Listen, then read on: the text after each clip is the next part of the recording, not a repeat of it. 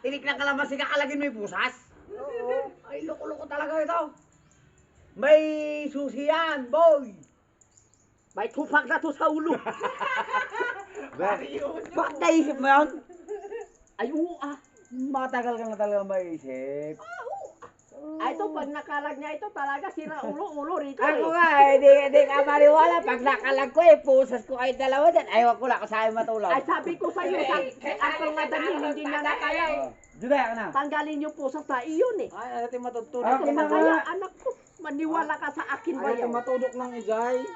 May Sabihin mo matutusok kay na. Auntie Jocelyn, nandun sa kanya yung pitaka ko, nandun yung susi. Aba, Andos sila luna. ay sira ulo pala ito eh. Hindi, may Ako nga na matutusok lang nagpunti, doon hindi ay. ko rin na kayang kinalag yung pusas na yun eh.